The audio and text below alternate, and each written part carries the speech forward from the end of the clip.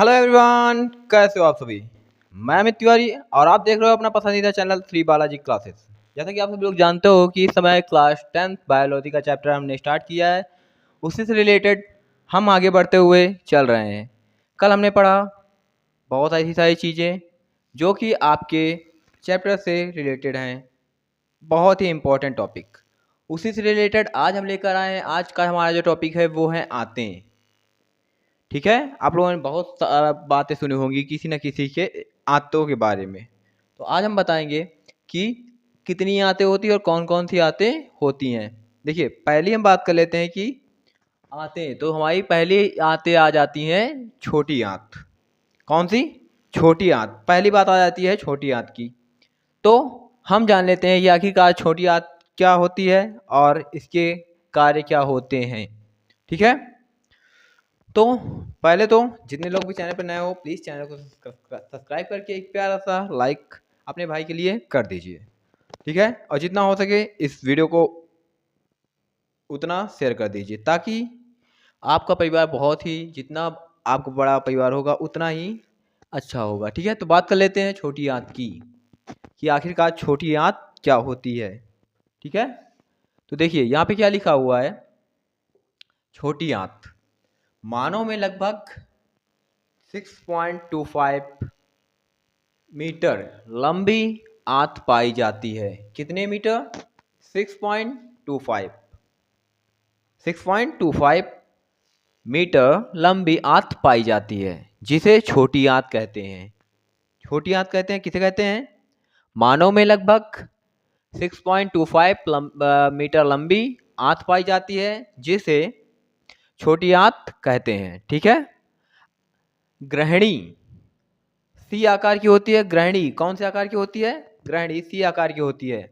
सी आकार की कौन से आकार की? सी आकार की ग्रहणी होती है। ठीक है, फिर आकार की ग्रहणी की नली होती है। ग्रहणी सी आकार की नली होती है, जिसके बीच में आमाशय ग्रंथि होती है। अभी हम बताएंगे इसके बाद कि आमाशय आखिरकार क्या होता है। आमाशय के बारे में भी बताएंगे। ठीक है, लेकिन उससे पहले आमाशय ग्रंथि होती है जो चपटी पत्ती नुमा होती है। किसके नुमा? जो चपटी पत्ती नुमा होती है।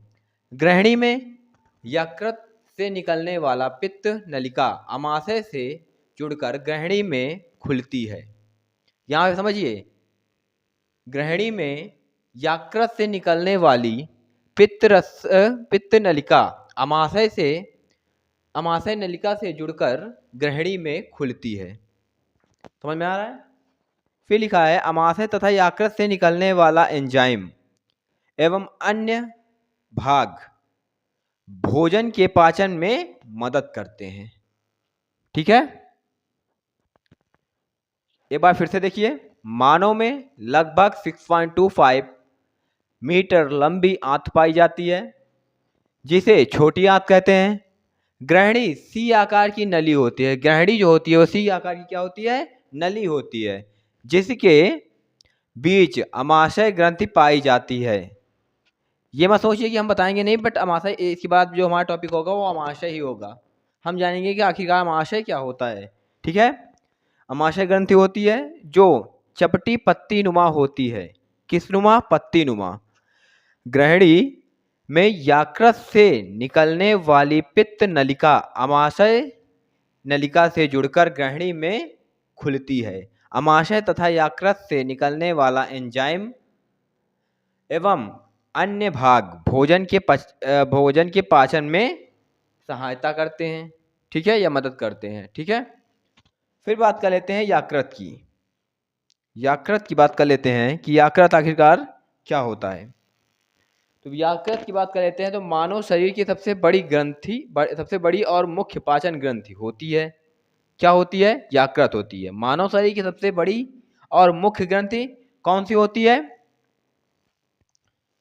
तो मानव शरीर में सबसे बड़ी और मुख्य पाचन ग्रंथि होती है कौन सी? यकृत। ये क्वेश्चन बन सकता है कि नहीं बन सकता है? ये क्वेश्चन बन सकता है ना? ये क्वेश्चन बन सकता है कि मानव शरीर की सबसे बड़ी और मुख्य पाचन ग्रंथि कौन सी है? तो बताइए कौन सी है, फटाफट से लाइक करिए। और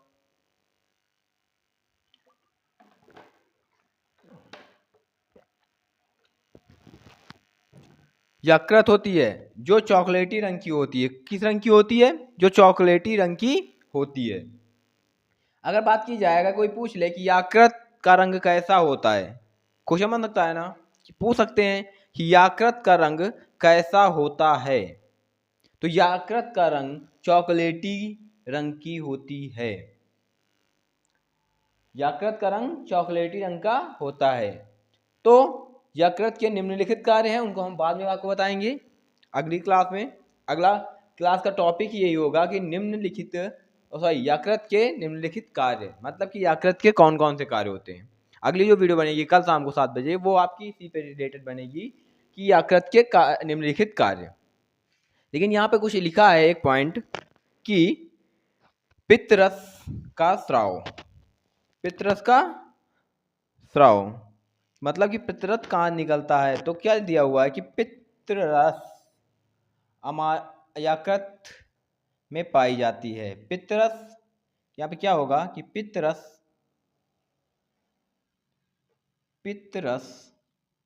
यकृत में पाई जाती है। यकृत में पाई जाती है, ठीक है। तो पित्तरस का स्राव मतलब कि पित्तरस कहाँ पाया जाता है, तो पित्तरस कहाँ पाया जाता है, ये भी देखो, ये भी क्वेश्चन बन सकता है। एक क्वेश्चन और बन सकता है कि पित्तरस कहाँ पाया जाता है, तो पित्तरस यकृत में पाया जाता है। आई होप कि आपको आप छोटी सी क्लास में एक टॉपिक काफी अच्छा समझ में आया होगा। भले ही ये छोटी सी क्लास है, बट काफी अच्छा नॉलेज है। और मैं बता रहा हूँ कि जितने भी हमने टॉपिक बता रखे हैं आपको 5-5 नंबर में भरपूर मिलने ही मिलने हैं। आप कोई भी टॉपिक को, आप कोई भी पेपर उठा के देख लीजिए, आपको हर पेपर में इसमें से रिलेटेड आपको क्वेश्चन पूछा ही जाता है हर साल।